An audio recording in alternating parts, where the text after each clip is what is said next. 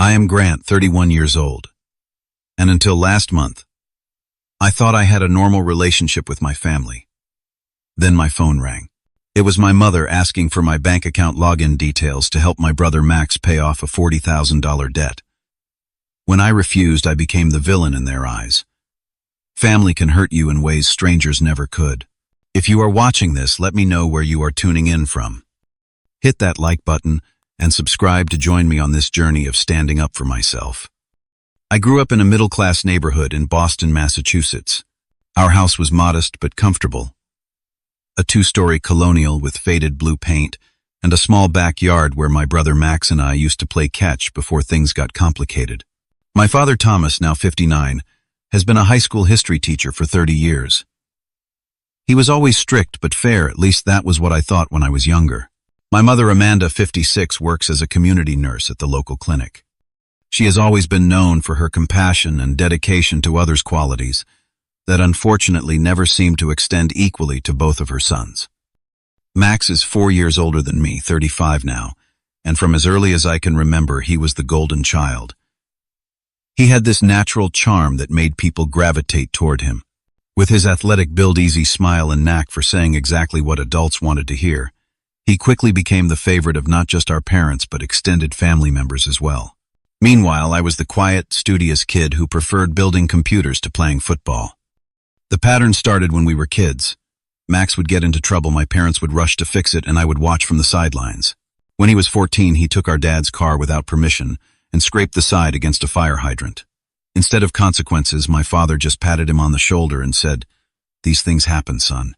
The car was repaired without any further discussion.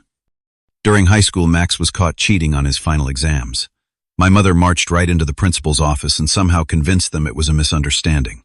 She spent hours arguing with the school administration until they reduced his punishment to after-school detention for a week.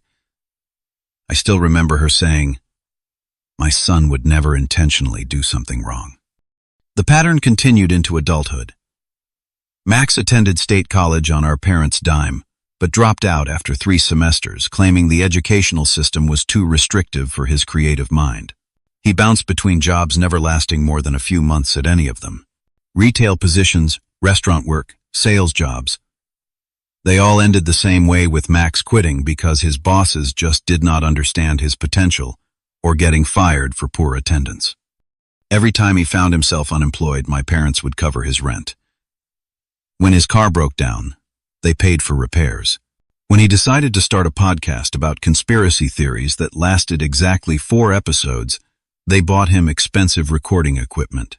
Their retirement fund was slowly dwindling, but questioning their decisions was considered disrespectful. Meanwhile, I took a different path. I knew early on that I would need to make my own way. I studied hard throughout school, graduating at the top of my class.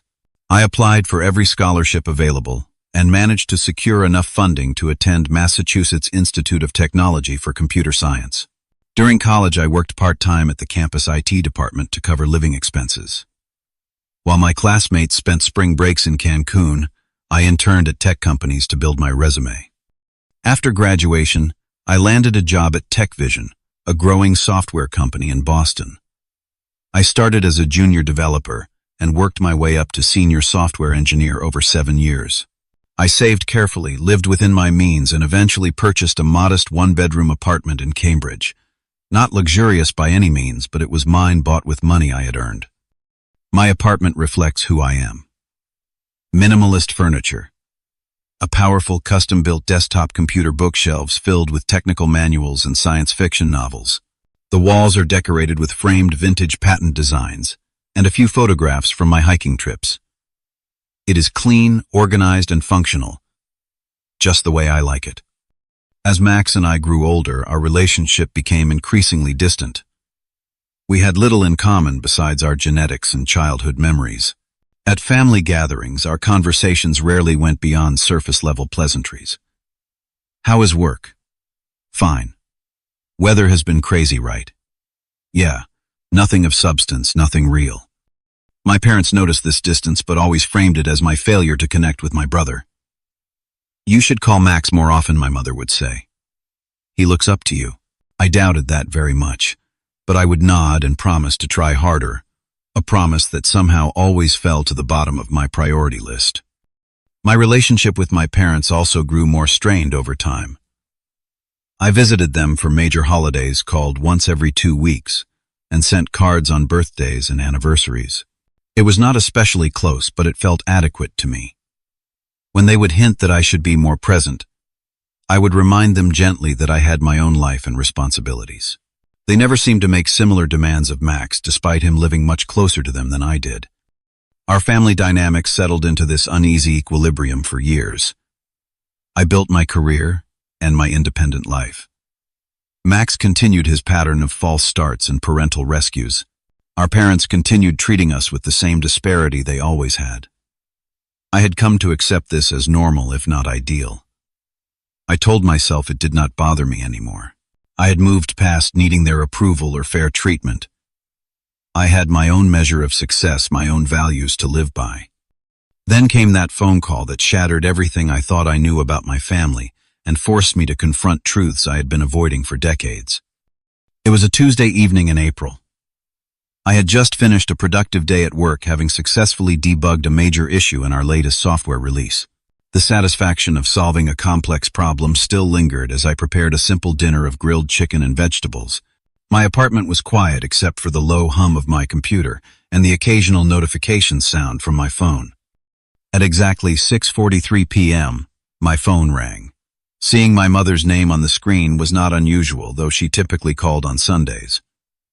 I answered with mild curiosity. "Hi, Mom. Everything okay?" "Hello, sweetheart," she said, her voice carrying that forced cheerfulness I had learned to recognize over the years. "Just checking in on my successful son. How are things at that big company of yours?" "TechVision is hardly a big company, Mom, but things are good. We just fixed a major bug that was causing problems for our clients." I kept my tone light, knowing she did not really understand or care about the technical aspects of my job. "That is wonderful, dear. Your father and I are so proud of how smart you are." She paused, and I could almost feel the shift in conversation coming. "Speaking of your father, he is thinking about finally retiring next year. 31 years of teaching teenagers is enough for anyone. Do not? You think?" "Yeah, he has put in his time." "Does he have plans for retirement?" I asked, already mentally preparing for whatever favor she was building up to. "Oh, you know your father. He talks about gardening and fishing, but I suspect he will drive me crazy being home all day." She laughed, but it sounded hollow. "Grant, honey, there is actually something important I wanted to discuss with you." There it was. I sat down at my kitchen table, dinner temporarily forgotten. "What is going on, Mom?" She took a deep breath. "It is about Max. He is in a bit of trouble, and we need your help." "What kind of trouble?" I asked, though I already had a pretty good idea. "Financial trouble," she admitted. "Your brother has accumulated some debt. Quite a significant amount, actually." "How much?" I asked directly. She hesitated before answering. $40,000. I nearly choked. 40,000. How did he manage that? Well, it is complicated. Some of it is credit card debt. He needed to furnish his apartment when he moved last year. And then there were some emergency expenses. And he tried to invest in some online venture that did not work out, and there might have been some gambling involved.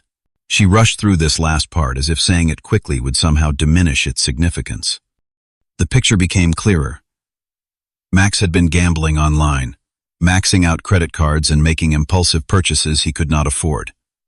It was a pattern I had seen before, just never at this magnitude. "That is a lot of money, Mom. What does this have to do with me?" I asked, though I already knew where this was heading. "Well, your father and I have been helping him with smaller amounts, but this is beyond what we can manage, especially with retirement coming up. We know you have been doing well at your job and have savings." Her voice trailed off suggestively. "You want me to give Max $40,000. I stated it plainly, wanting to be absolutely clear about what she was asking. "Not give, honey. Loan. He will pay you back once he gets back on his feet. He is interviewing for a very promising position at a marketing firm next week." I had heard the promising position line many times before. Those opportunities somehow never materialized into actual jobs. Mom, I worked hard for my savings. That money is for my future, possibly a house down payment or an emergency fund. I cannot just hand over $40,000. But this is an emergency, she insisted, her voice taking on an edge. Your brother is in real trouble. These debt collectors are calling constantly. He could lose his apartment. Maybe that would be a wake-up call he needs, I suggested carefully. Max needs to learn financial responsibility. He could get a second job, work out a payment plan with his creditors. I cannot believe you right now, my mother cut me off, her tone shifting from pleading to accusatory in an instant. This is your brother we are talking about. Family helps family. Your father and I have always been there for you. Have you? The words escaped before I could stop them. What is that supposed to mean? She sounded genuinely shocked. I took a deep breath, trying to remain calm. Mom, I put myself through college with scholarships and part-time jobs. I built my career without any financial help from you or Dad. Meanwhile, you have been bailing Max out his entire life, and look where that has got him now, $40,000 in debt. So that is it. You are just going to abandon your brother when he needs you most. I am not abandoning him. I am suggesting he face the consequences of his actions for once. You know what? Her voice was trembling now. I did not want to have to ask this, but we need your account information. Your father and I will figure out how much would be reasonable to take. Take, I repeated, stunned. You want access to my bank account? Just temporarily. We need to resolve this situation quickly, and you are being difficult. Absolutely not. That is completely inappropriate. I am not giving you access to my bank accounts. I heard muffled voices on the other end of the line, then my father's voice came through. Grant, this is your father. I did not want to get involved, but your mother is upset. Dad, she just asked for access to my bank account to take money without my permission. You understand how wrong that is, right? Do not be dramatic, son. Nobody is stealing from you. This is a family matter, and families share resources when someone is in need. Your brother would do the same for you. No, he would not, I stated firmly. And even if he would, that is beside the point. My finances are private and my money is mine to decide how to use. I never thought I raised such a selfish son, my father said, his voice cold. After everything we have done for you, what exactly have you done for me that compares to what you have done for Max? I challenged years of built-up resentment, threatening to spill over. We put a roof over your head, food in your mouth, clothes on your back. We supported your education. You did the bare minimum parents are supposed to do, and I am grateful for that.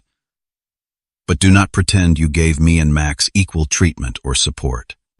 If this is how you feel about family, my father said stiffly, perhaps we need to reconsider our relationship moving forward. The implied threat hung in the air between us. Support Max financially, or risk being cut off from the family. I guess we do, I replied, my voice surprisingly steady despite the storm of emotions inside me. I have to go now. I ended the call before either of them could respond. My hands were shaking as I set my phone down on the table. The chicken on my plate had gone cold, but I had lost my appetite anyway. I sat in stunned silence, trying to process what had just happened. My own parents had not only asked me to pay off my irresponsible brother's massive debt, but had actually suggested they should have access to my bank account to take money without my consent. And when I refused, they called me selfish and threatened to cut me off. I had always known our family dynamics were not ideal, but this was beyond anything I could have imagined.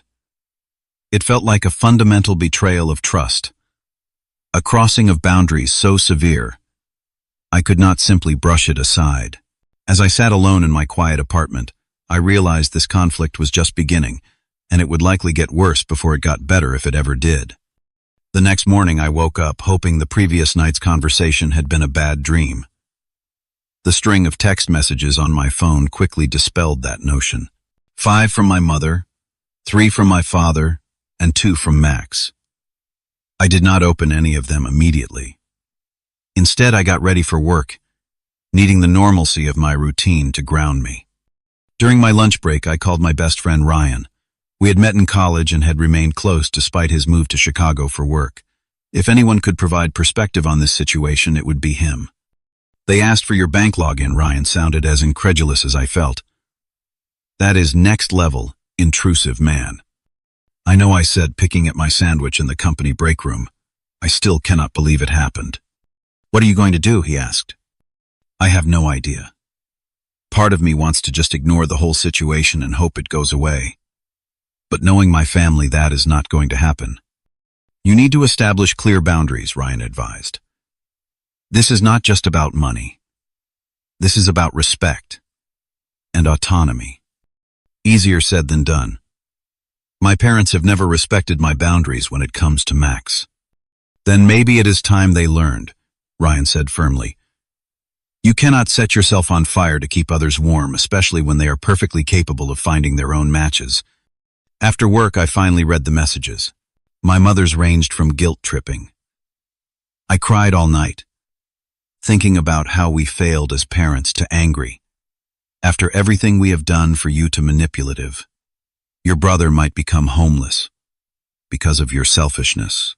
My father's were shorter but equally pointed, emphasizing family duty and suggesting I had been corrupted by money and success.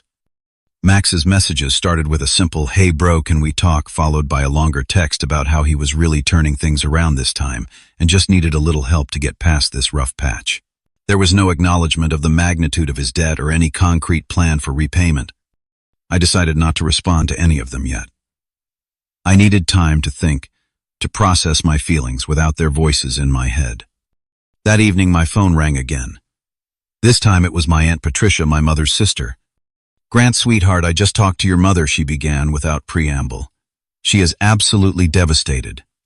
Aunt Patty, I really do not want to discuss this with you. It is between me, my parents, and Max. We are family, Grant. There are no closed doors between family members. Your parents are worried sick about Max, and they tell me you refuse to help. That does not sound like the nephew I know." "Did they tell you they asked for access to my bank account?" I asked. There was a pause. "Well, they mentioned something about needing your financial assistance. They wanted my login information, so they could decide how much money to take without my permission." "Oh." Another pause. "I am sure they did not mean it that way. They are just desperate to help Max. I understand they want to help him, but this crosses a line, Aunt Patty. And frankly, constantly bailing Max out is not helping him. It is enabling him." The conversation continued in circles, with my aunt alternating between defending my parents' intentions and urging me to be the bigger person. By the time we hung up, I felt emotionally drained, but no closer to a resolution. Over the next few days, the pressure campaign intensified. Calls and messages came from various family members, some who I had not spoken to in years.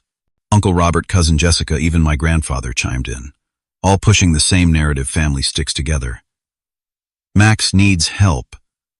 I have the means to provide it, so I should do so, without question. At work, I found it increasingly difficult to concentrate. My team leader, Sarah, noticed my distraction during a critical project meeting. "Everything okay, Grant?" she asked as we left the conference room. "You seem a million miles away today." I hesitated, then gave her a simplified version of what was happening. "Family financial conflicts are brutal," she said sympathetically. "My sister once asked me to co-sign a loan for her, and it nearly destroyed our relationship when I refused." "How did you handle it?" I asked. Grateful for someone who understood. I had to accept that her anger was her problem, not mine. Setting financial boundaries does not make you a bad person, despite what family might say. The conversation with Sarah helped restore some of my confidence in my decision, but the relief was temporary. That night, Max himself called. "Grant, we need to talk," he said, his voice carrying that familiar tone of practiced contrition. I had heard so many times before. "I am listening," I replied neutrally. "Look, I know I messed up. The gambling, it got out of control. I never meant for it to go this far." He sounded genuinely remorseful, and for a moment I felt my resolve waver. $40,000 does not happen by accident, Max. I know. I know. I have a problem. I am going to get help, I promise. But right now, these debt collectors are hounding me. They are threatening legal action. I could lose everything. Have you looked into debt consolidation or bankruptcy options, I suggested. Come on, bro. Bankruptcy. That would ruin my credit for years. I have got this job prospect lined up. Once I get that, I can start paying you back. I just need to clear this debt to get a fresh start. Every time you get a fresh start, you end up in the same place, Max. Why would this time be different? His tone shifted instantly from apologetic to defensive. Wow. So that is what you really think of me? That I am just some hopeless screw-up? That is not what I said. You know what? Forget it. I thought I could count on my brother. But I guess I was wrong. Some people just cannot see past their own privilege. Privilege, I repeated, stunned by his characterization. I worked for everything I have. Yeah, well, not everyone is born a genius who gets full scholarships. Some of us have to struggle. The conversation deteriorated from there, ending with Max hanging up on me after a final barb about my cold, calculating nature. It was clear he had already cast me as the villain in his narrative. The next day brought the most disturbing development yet. I received an automated email from my bank regarding a suspicious login attempt to my account. According to the security alert, someone had entered my username correctly but failed the two-factor authentication when they could not access my phone for the verification code. Alarmed, I immediately called the bank's security department. Yes, Mr. Anderson, we can confirm there was an attempted login at 8:17 p.m. yesterday. The security representative explained. The attempt came from an IP address in Massachusetts, specifically from the Boston area. Since it failed authentication and our systems flagged it as suspicious, we put a temporary hold on your account. Would you like us to lift that hold now? Yes, please, I said, mind racing. And can you tell me anything else about the login attempt? I am afraid that is all the information I can provide. Would you like to change your username and password as a precaution? Definitely, I replied. After securing my account with new credentials, I sat back in my chair, a cold feeling settling in my stomach. Someone in Boston had tried to access my bank account. My parents lived in Boston. The timing, right after all the pressure to help Max financially, was too coincidental to ignore. The realization that my own family might have attempted to access my finances without my consent crossed a line I could not ignore. This was no longer just about differing perspectives on family obligation or enabling Max's irresponsibility. This was potentially illegal, a violation that demanded direct confrontation. I made a decision then. It was time to stop responding reactively to their pressure campaign. I needed to take control of this situation before it escalated further. I requested 2 days off work, packed an overnight bag, and prepared for the 3-hour drive to my parents' house in Boston. This confrontation needed to happen, face to face. As I locked my apartment door and headed to my car, I felt a mix of dread and determination. Whatever happened next would fundamentally change my relationship with my family, for better or worse. There was no going back to the uneasy equilibrium we had maintained for years. That chapter was closed. What remained to be seen was whether a new, healthier chapter could begin, or if this was the beginning of the end of my family relationships altogether. The drive to Boston gave me plenty of time to think. 3 hours of highway monotony with only my thoughts and occasional GPS directions for company. I rehearsed what I would say, anticipating their responses, preparing counter-arguments. But no amount of mental preparation could have readied me for what actually happened. Rain began to fall as I entered the familiar neighborhood where I grew up. The streets seemed smaller somehow, the houses more worn. I pulled into the driveway of my parents' colonial house at just past 4 in the afternoon. Their 2 cars were parked in their usual spots, my father's aging Buick and my mother's more recent Honda CR-V. I sat in my car for a few minutes, watching raindrops race down my windshield, gathering my courage. Finally, I grabbed my phone keys and a folder containing printouts of the bank security alert and made a dash through the rain to the front porch. My mother answered the door, her expression shifting from surprise to an uncomfortable mixture of relief and apprehension. "Grant, we were not expecting you." She moved to hug me, but I stepped past her into the house, maintaining physical distance. Is Dad home? I need to talk to both of you. Yes, he is in the living room. Is everything okay? She followed me as I walked through the familiar hallway with its faded family photos, including several of Max's high school football triumphs and only one of my college graduation. My father was sitting in his recliner, reading glasses perched on his nose, newspaper in hand. He looked up, startled by my unannounced arrival. Grant, what are you doing here? We need to talk. I remained standing despite my mother gesturing toward the couch. All of us now. What is this about? My father asked, though his slightly guilty expression suggested he already knew. I pulled the bank security notification from my folder and placed it on the coffee table between us. Someone tried to access my bank account 2 days ago. The IP address traces back to Boston, specifically to this neighborhood. My parents exchanged glances but said nothing. Did either of you try to log into my bank account without my permission? I asked directly. Grant, sit down. You are being dramatic, my father said, his authoritative teacher voice failing to mask his discomfort. I will stand, thanks. Answer the question. My mother sighed and perched on the arm of my father's chair. We were just trying to help your brother. You were being so unreasonable, and the situation is desperate. The confirmation hit me like a physical blow despite having suspected it. So, you admit, you tried to access my account without my permission. Do you realize that is not just a violation of trust? It is potentially illegal. Do not throw legal threats at us, my father said, rising from his chair. We are your parents.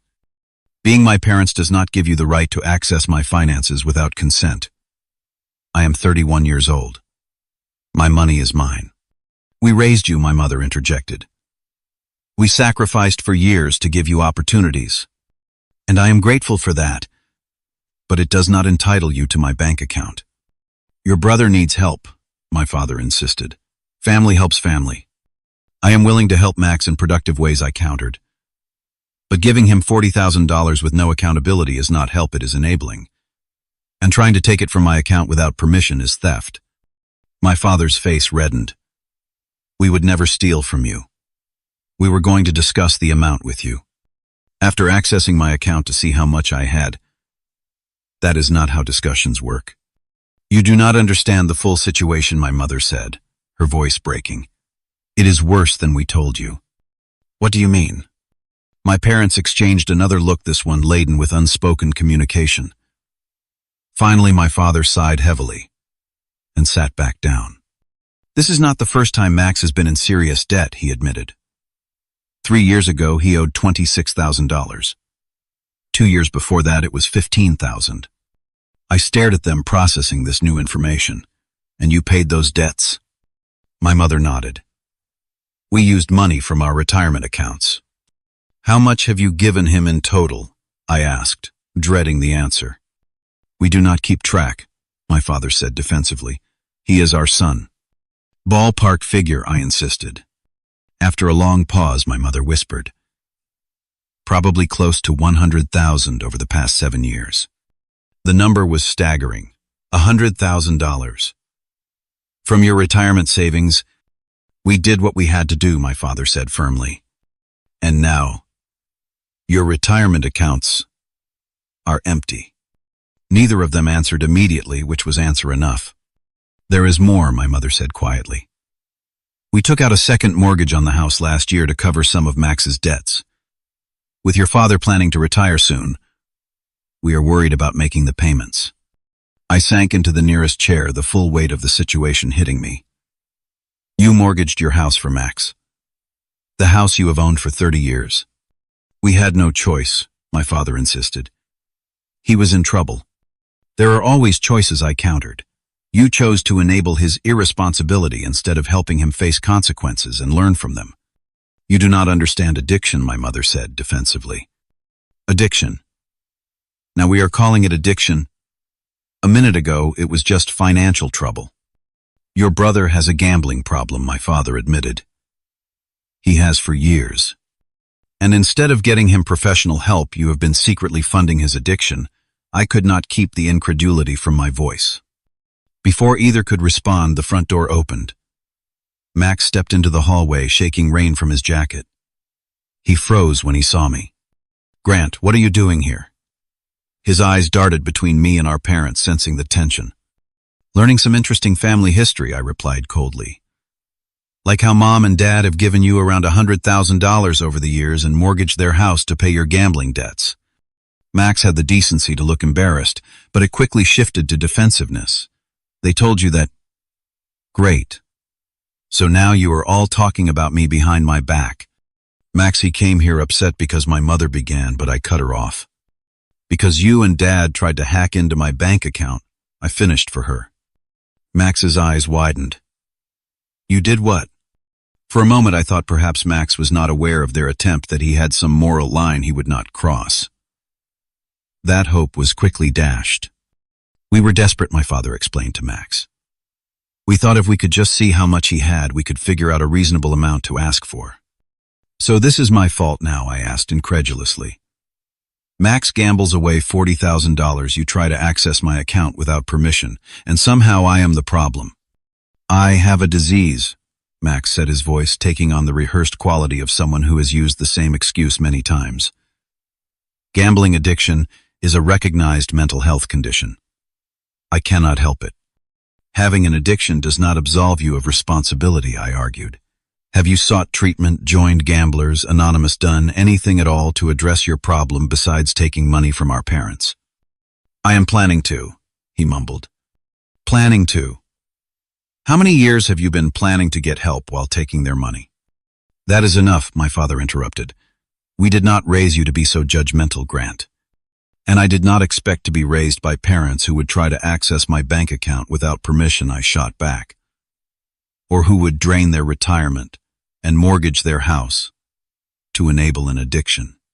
"We did what any parents would do," my mother insisted. "Number. You did what codependent enablers do. Real help would have been getting Max to therapy years ago, not funding his gambling until you were on the brink of losing your home." Max stepped forward, his expression darkening. "Must be nice to be so perfect. Never needed help from anyone, did you, Mr. Self-Made Success?"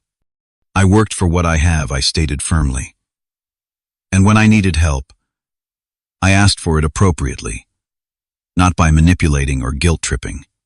"So, that is it. You are just going to let Mom and Dad lose their house, let me end up on the street, some brother you are." The conversation devolved rapidly from there. Accusations flew from all directions. My parents defended their decisions while simultaneously minimizing the severity of trying to access my account. Max alternated between playing the victim of an uncontrollable disease and attacking my character for not helping family in need. I tried to maintain focus on the core issues, but the emotional tide was overwhelming. After nearly an hour of circular arguments that resolved nothing, I stood up. "I cannot do this anymore. Not tonight." My voice was strained with emotion. "I am going to get a hotel room. We can talk again tomorrow when everyone has calmed down." "Running away just like you always do," Max muttered. I ignored him and addressed my parents. "What you did trying to access my account broke my trust in a fundamental way. And the fact that you have been hiding the extent of Max's problems and your financial sacrifices for years makes me wonder what kind of relationship we really have." "Grant, please," my mother began, tears streaming down her face. "I will come back tomorrow. We can talk more then." I picked up my folder and headed for the door. "If you walk out now, do not bother coming back," my father called after me. It was an empty threat, the kind he had used during my teenage years to enforce compliance. I paused at the door. "I will be at the Holiday Inn on Cambridge Street. Call me when you are ready to have a real conversation about this situation." The rain had intensified as I walked back to my car, but I barely noticed it. The weight of what I had learned was far more overwhelming than the weather. My parents had sacrificed their financial security, possibly their home, to enable Max's gambling addiction, and when that was not enough, they had been willing to violate my privacy and financial boundaries as well. As I drove through the rain toward the hotel, I realized this was no longer just about standing firm against an unreasonable request. This was about potentially saving my parents from financial ruin and addressing my brother's destructive behavior.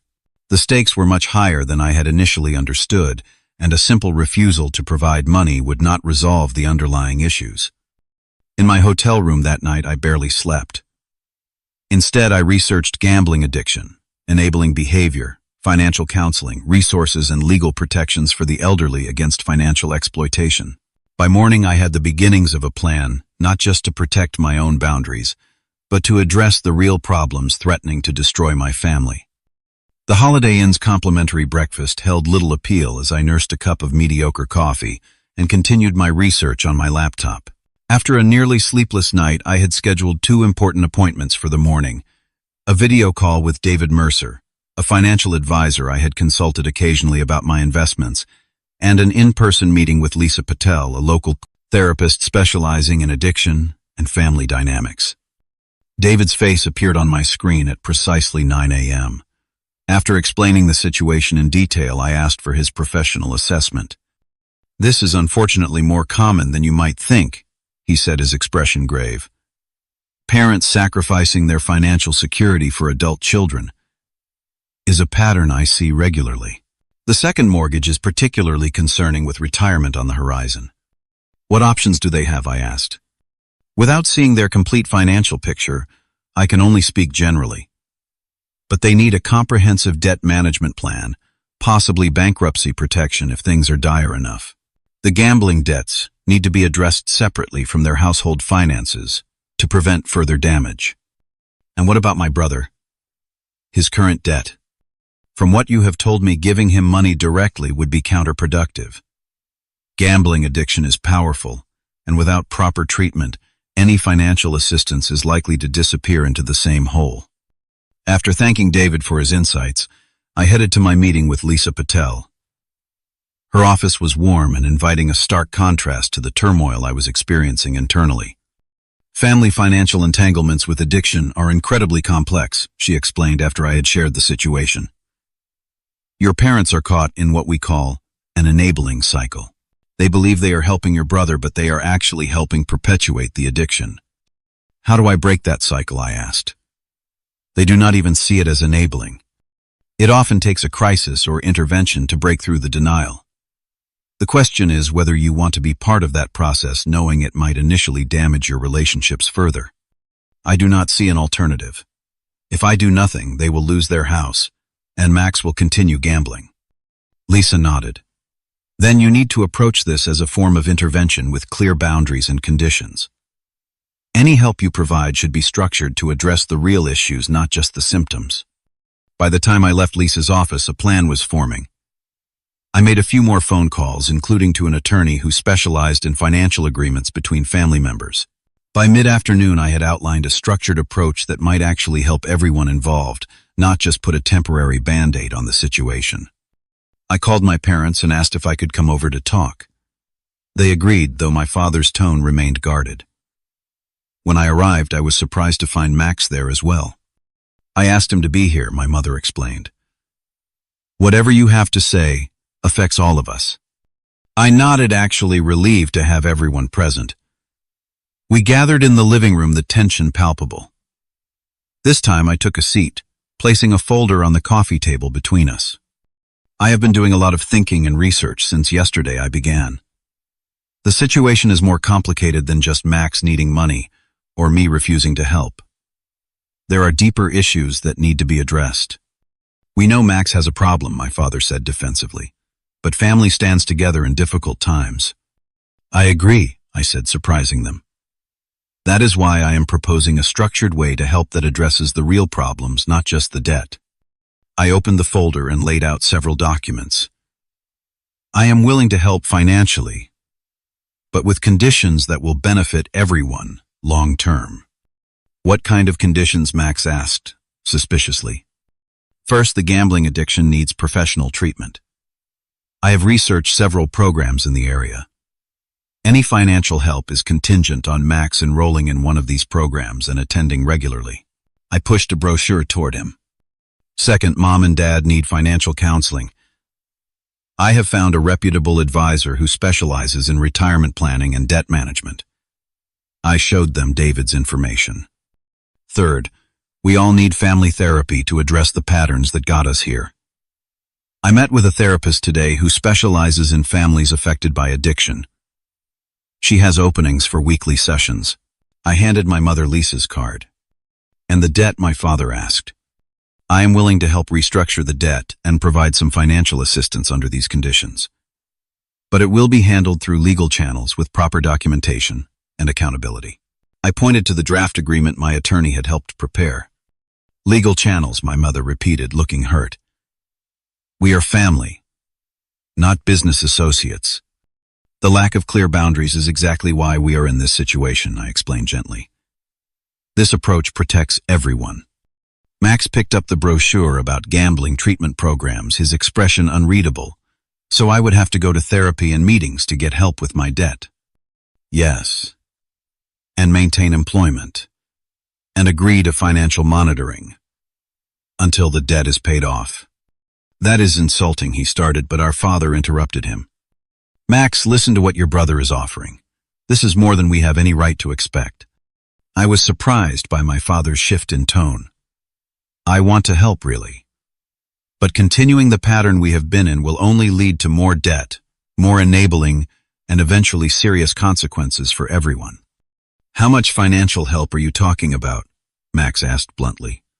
That depends on several factors, including the results of Mom and Dad's financial counseling and your commitment to treatment. But this is not a blank check or a simple loan. It is part of a comprehensive plan to address the real issues. My parents exchanged glances. My mother looked uncertain while my father seemed to be considering the proposal more seriously. We need time to think about this, my mother finally said. Of course. Take a few days to review everything. Discuss it together. But please understand, this is the only form of help I am willing to provide. Max stood up abruptly. This is ridiculous. You are acting like you are some kind of savior with all these conditions and programs. Either help or do not, but stop with the holier-than-thou attitude. Max, my father said sharply. Enough. No, not enough, Max snapped. He comes in here with his fancy job and his perfect life judging all of us. I do not need his help if it comes with treating me like a child. No one is treating you like a child, I said calmly. These conditions are what adults with gambling problems need to recover. Ask any expert. I am out of here, Max declared, heading for the door. Call me when you decide if you are taking his controlling offer or sticking with family loyalty. After he left, an uncomfortable silence settled over the living room. Finally, my father spoke. He has always been like this.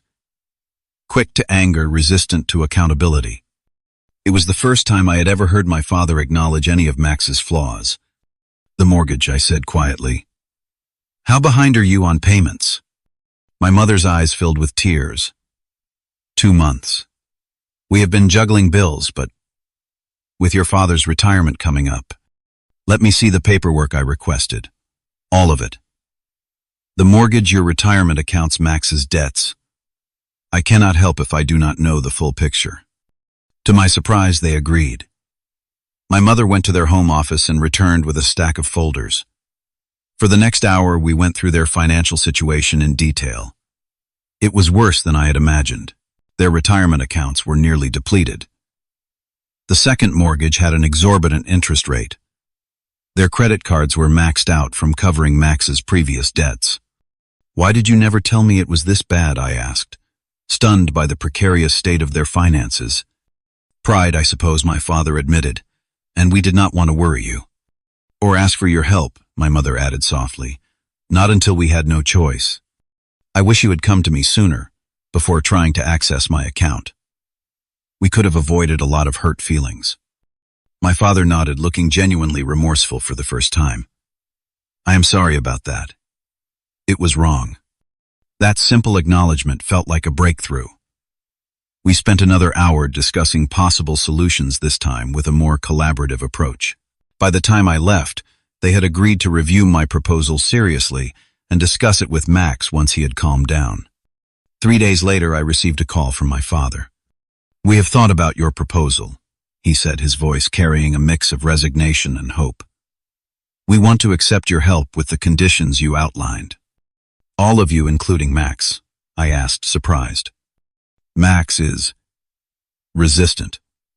but he has agreed to try the treatment program. I think he finally realizes the severity of the situation. We arranged to meet the following weekend with my attorney to formalize the agreement. In the days between, I worked with David to develop a financial restructuring plan for my parents and secured appointments with Lisa for family therapy sessions. When we gathered in my attorney's office that Saturday, the atmosphere was solemn but purposeful. Max arrived last, clearly uncomfortable but present nonetheless. The agreement was comprehensive. I would help with a portion of Max's debt and assist my parents with refinancing their mortgage at a better rate contingent on Max's participation in treatment, my parents' engagement with financial counseling, and all of us attending family therapy. As we each signed the document, I felt a mix of emotions. Sadness that it had come to this hope that it might lead to healing, and pride in standing firm for a solution that addressed the real problems rather than perpetuating harmful patterns. This is a beginning, I told them as we left the attorney's office. It will not be easy, but if we all commit to the process, we can create a healthier family dynamic. Max nodded stiffly, still resistant, but at least present. My parents looked relieved, as if a heavy burden had been partially lifted. And I felt for the first time in this ordeal that I had found a way to help my family while maintaining my own boundaries and integrity. The first month of our new arrangement was unsurprisingly rocky. Max attended his gambling addiction treatment program as required, but participated minimally. My parents went to financial counseling sessions, but struggled to implement the advisor's recommendations for stricter budgeting. Our family therapy sessions with Lisa often devolved into blame and defensiveness. During one particularly tense session in the third week, Max exploded. "This is all just a way for Grant to control us. He is using money to make himself feel superior." "I understand it might feel that way," Lisa responded calmly. "Grant, would you like to address that perception?" "I am not trying to control anyone," I said carefully. "I am trying to help in a way that solves the actual problems, instead of temporarily covering them up. By forcing me into therapy and monitoring my spending, like I am some kind of child," Max shot back. "The spending monitoring was actually recommended by your gambling counselor," Lisa reminded him. "It is a standard part of recovery." My father, who had been quiet for most of the session, suddenly spoke up. "Max, that is enough. Your brother did not have to help at all after what your mother and I did. He could have just walked away." The room fell silent. It was the first time my father had directly acknowledged both the inappropriateness of their actions and the value of my assistance. Small shifts like this began to accumulate. During the 5th week, my mother called to tell me that she and my father had followed through on the financial advisor's recommendation to cancel 3 of their 5 credit cards. "It was harder than I expected," she admitted. "Those cards have bailed us out so many times. But David explained how the interest is killing us." "That is great, Mom. It is a big step. Your father has also been researching part-time teaching positions he could take after retirement to supplement our income. He is actually excited about the possibility of teaching at the community college." These small victories gave me hope, but Max's progress remained the most uncertain element. His attendance at the treatment program was consistent, but his attitude remained guarded and occasionally hostile. Then, in the 6th week, something shifted. Max called me on a Tuesday evening. "Hey," he said, his voice lacking its usual defensive edge. "I wanted to tell you something." "I am listening," I said, keeping my tone neutral. "I got a job, full-time at Wilson Marketing. It is entry-level, but the pay is decent and there is room to move up." "Max, that is fantastic news." I was genuinely pleased and somewhat surprised. "Yeah, well, one of the guys in my group therapy works in their HR department. He helped me get an interview." There was an unfamiliar humility in his voice. "I start next Monday." "I am really proud of you. That is a huge step." A brief silence then. "Thanks. And I guess some of this therapy stuff is not completely useless. My counselor has been helping me understand some of the triggers for my gambling." It was the first time Max had referred to his treatment as potentially helpful rather than as an imposition. I took it as a significant breakthrough. At our next family therapy session, Lisa noted the improved dynamics. "I am seeing real progress in how you communicate with each other," she observed. "There is more listening happening, fewer assumptions, and some genuine attempts to understand different perspectives." My father, who had been the most resistant to the therapy process, initially nodded. "I've been thinking a lot about patterns, how we established certain roles for each of you boys early on. Max was always the one who needed rescuing, and Grant was always the independent one who did not need us. That affected how we treated you both," my mother added. "We probably put too much responsibility on you, Grant, and not enough on Max." "Probably," Max said, surprising us with a small, self-deprecating laugh. "Definitely. I never had to face consequences because Mom and Dad always fixed everything." It was a moment of remarkable self-awareness from my brother, one I had never witnessed before. By the 3-month mark, tangible improvements were evident on multiple fronts. My parents had successfully refinanced their mortgage with my help as a co-signer, reducing their monthly payment significantly. Max had maintained his job at Wilson Marketing and had begun making small but regular payments toward his debt. Most importantly, our family dynamics were shifting toward greater honesty and mutual respect. During a Sunday dinner at my parents' house 4 months into our agreement, my father raised his glass in an impromptu toast. "To new beginnings," he said, "and to a son who cared enough to stand his ground when it would have been easier to give in." I was momentarily speechless, touched by this acknowledgement. "I am still not thrilled about all the hoops I have had to jump through," Max added with a wry smile. "But I will admit my life is more stable than it has been in years, and I have gone 62 days without gambling." We all applauded this milestone, and I noticed the genuine pride in Max's expression, so different from the defensive posturing of the past. Later that evening, as I helped my mother with the dishes, she spoke quietly. "I want you to know how sorry I am about trying to access your account. It was a violation of your trust, and I regret it deeply." "I know, Mom. You have apologized before." "Yes, but I do not think I fully understood the impact until recently. Your boundaries were not just about money. They were about respect and autonomy." "That is exactly right," I said, surprised and gratified by her insight. "The financial counseling has been eye-opening," she continued. "Not just about money management, but about the emotional aspects of financial decisions. How we were using money as a substitute for other forms of support with Max. These conversations would have been unimaginable 6 months earlier. The structured support I had insisted upon was yielding results that simple financial assistance never could have achieved. Not everything was perfect, of course. Max still had occasional setbacks in his recovery, missing a therapy session here or making an impulsive purchase there. My parents sometimes slipped into old patterns, particularly during stressful times. And our family therapy sessions continued to uncover layers of complicated dynamics that would take time to fully address. But the trajectory was undeniably positive. By the 6-month mark, Max had received a small promotion at work and had established a consistent record of attending his treatment program. My parents had rebuilt a modest emergency fund and were following a sustainable budget for the first time in decades. And I had developed a more authentic relationship with all of them based on honest communication rather than unspoken expectations and resentments. During a walk with Max in the park near our parents' house, he made an admission that would have been unthinkable months earlier. "You know, when you first came up with all these conditions, I hated you for it," he said as we circled the pond. "I thought you were just trying to control me to show how much better you were." "And now?" I asked. "Now I see it was the only way things would actually change. If you had just given me the money, I would have eventually gambled it away no matter what I promised. And Mom and Dad would have kept enabling me until they lost everything." His self-awareness was remarkable, a testament to the work he had been doing in therapy. "I am proud of you, Max. Genuinely proud." He smiled a real smile without the defensive edge I had grown accustomed to seeing. "Thanks. I still have a long way to go, but for the first time I actually believe I can get there." As we walked back to our parents' house, I reflected on the journey of the past 6 months.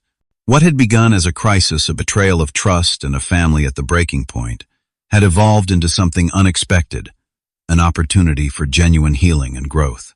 By refusing to participate in the destructive patterns of the past, and instead insisting on addressing the root causes of our family dysfunction, I had helped initiate a transformation that benefited everyone involved. It had not been easy.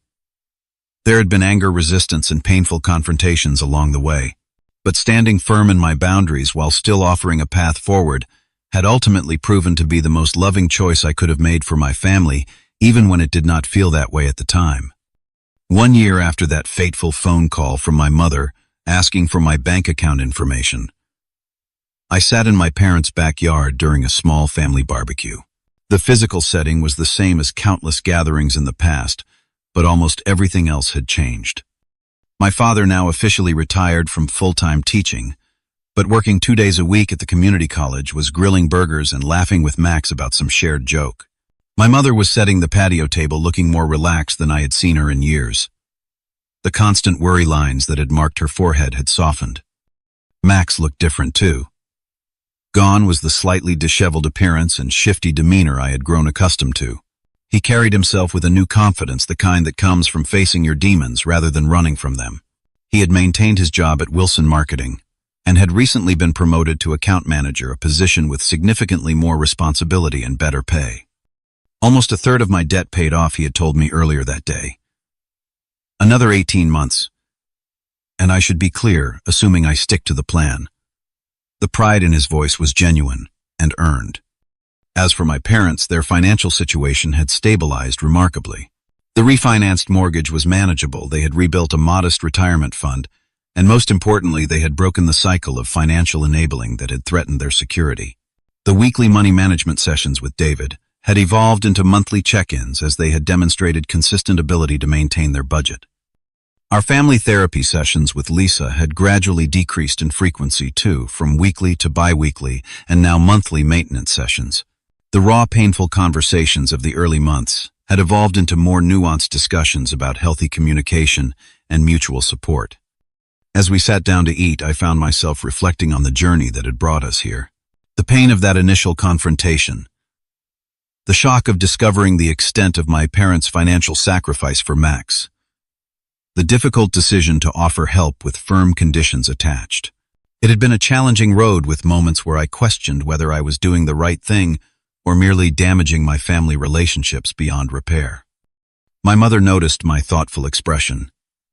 "Penny, for your thoughts." "Just thinking about this past year," I replied. "How far we have all come." "Thanks to you," my father said, uncharacteristically open with his appreciation. "Your tough love approach saved this family, even if none of us could see it at the time." "It was not just me," I said honestly. "It took all of us being willing to change." Max nodded. "My counselor says that is how recovery works, whether it is from addiction or dysfunctional patterns.